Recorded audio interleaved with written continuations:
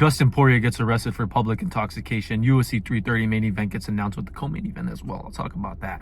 And then Dricus du Plessis versus Kamaru Usman gets announced for the main event of Oklahoma City Fight Night.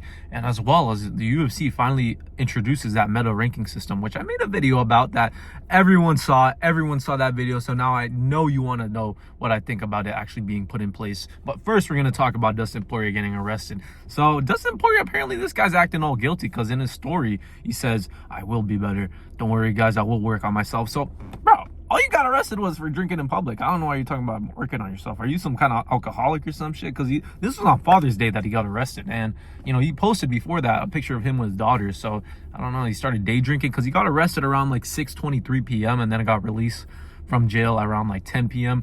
So, Ben Askren, who he was hanging out with, posted a story of Dustin Poirier wrestling with a bunch of the other fighters and shit. And, you know, they looked like they were having a good time, but it wasn't in an airport. So, I don't know if you guys know, if you get arrested for public intoxication, you got to be a real fucking dickhead or some shit, some noisy asshole to be arrested for that shit. Because, you know, why can't you just be chill while you're drunk? So, obviously Dustin Poirier was causing a little bit of a ruckus, you know. I don't know if he was trying to wrestle some weirdos or wrestle some randoms. You know, that's what I do sometimes, you know. I just start poking them, grabbing at their nipple. Maybe he was being really gay. Maybe they're just trying to like hide it under public intoxication when, you know, we're in Pride Month now. They didn't want to say, you know, he was being really fucking gay in public and, you know, we wanted to get him away from all these men. But yeah, I don't know. You know, he got arrested for that and then he's out over here talking about, I will be better, guys. You know, you're not who's the guy who got arrested? Oh, you're not Jon Jones, you know. We got more of an apology from Dustin Poirier than Jon Jones beating his wife. So that's what, you know, that tells you about Dustin Poirier's character. So, you know, we can swipe this under the rug. Apparently you can get 1 year in jail for public intoxication. You know, Dustin Poirier's made his millions, you know. He's probably got a good lawyer, so, you know, he can get no jail time. You know, if you have money, you don't go to jail, as we've seen with all these higher ups, political people, Epstein files. But yeah, UFC 330 got announced as well with the main event of Garry versus Islam Makhachev. I'm gonna give you my thoughts about that because this is the fight that should have happened, and this is the fight that I'm glad happened based off merit. Because on this new meta ranking system, they put Carlos Prates above Garry, which I don't know why the fuck they did that. Garry has the win over Carlos Prates, and then what is he coming off of? I'm pretty sure he's coming off of another win as well. But yeah, he beat Carlos Prates, and Carlos Prates destroyed JDM, who's the ex-champ. But now we've seen that this JDM win isn't that impressive anymore. But it's all right, man. Who do I think wins that fight? I'm low-key leaning into Garry, but after seeing him get taken down by that random-ass guy, you know, that's just one takedown, you know.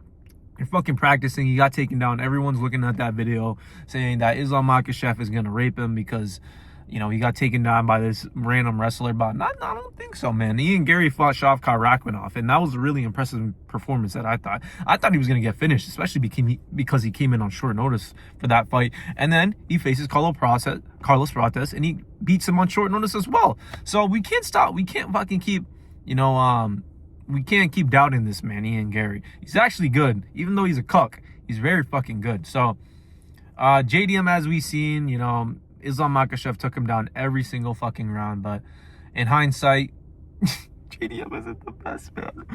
JDM isn't the best welterweight on the planet. So, now we can see that. But Garry, he's got good fundamentals in the grappling and everything. He's a bigger fucking guy. Speaking of Dustin Poirier, Islam Makhachev was having trouble with Dustin Poirier. So, a bigger guy who's an Garry type of guy.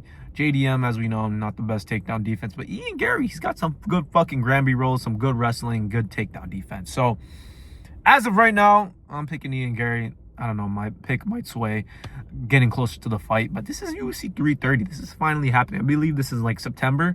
Or no, it should be in August. It should be in August. So, UFC 330...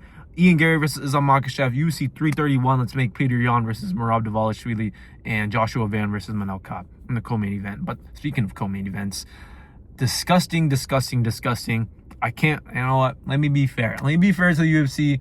They haven't had a women's title fight this whole year except for UFC 330. So you guys can make it up to me if you either add a title fight to that card, another title fight, so we can have 3 title fights just like we did in UFC 268, or you can just take them off the card and cut them. you know, either one. UFC, pick your poison, either one. You want to cut them, or do you want to add another title fight to make the Don satisfied? Because I'm not fucking having Mackenzie Dern versus Jillian Robertson as a co-main fucking event. This should have been Zhang Weili. If it was Zhang Weili, you know, I would have been a little bit enticed because we would have seen a domination in the co-main event. But now we're just going to see, this is a shit break. And now we're just going to have to sit through this on the main card and act like this is a prestigious fight of a title fight in the co-main event for a women's division, which we don't fucking care about at all, really. We don't care about that fight at all. Kamaru Usman versus Dricus du Plessis finally gets announced officially by Dana White. Or I don't know who really announced it. Dana White, whatever. Dana White announces it, doesn't do the behind the scenes anymore. But who am I picking in this fight? I'm obviously picking Dricus du Plessis because, you know, I don't know why the fuck Kamaru Usman still thinks he has a chance against DDP after DDP demolished Israel Adesanya. I mean, I don't want to say demolished, you know, he finished him though. So Kamaru Usman, you're a smaller guy. So based off just size alone, I'm picking Dricus du Plessis, regardless of the skill, of the skill, because Kamaru Usman isn't this fucking power striker. I mean, you know, he's got KO punches, but he's not this elite striker, and he's also not this, I mean, I guess we can say he's an elite wrestler when he gets you down, but I guess we can all say that now because of hindsight, he dominated Joaquin Buckley. But before that, would we really be saying that? Even without his credentials, would we really be saying that he was a really good wrestler anymore because of his knees and shit? But yeah, I mean, I'm picking Dricus du Plessis in that fight by a finish as well. We can finally see, probably a submission as well. Dricus du Plessis is just so much bigger than Kamaru Usman.